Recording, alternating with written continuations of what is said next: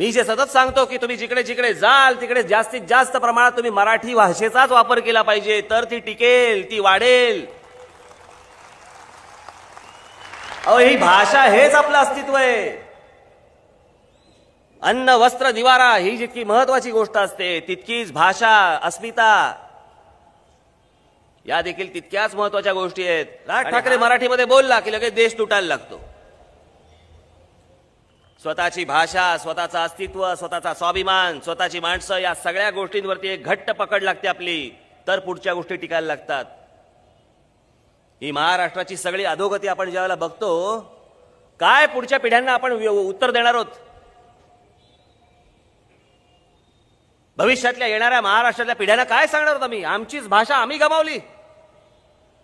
ज्या भाषेवरती आमच्या ज्ञानेश्वरांपासून कुसुमाग्रजांपर्यंत अनेक कवींनी, अनेक साहित्यिकांनी जे संस्कार केले, जी मोठी केली भाषा, तीच भाषा आम्ही इतरांना काहीतरी समजावं म्हणून आम्हीच सोडून दिली, आम्हीच घालून बसलो ती भाषा.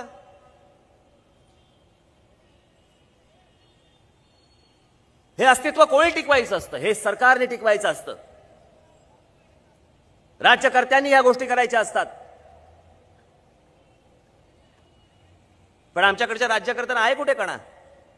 आला असाल बाहेरच्या प्रांतातनं, राहायचं असेल महाराष्ट्रामध्ये तर मराठी संस्कृतीप्रमाणे राहिलं पाहिजे, मराठी माणसाच्या आदेशाप्रमाणेच तुम्हाला इथे राहिलं पाहिजे.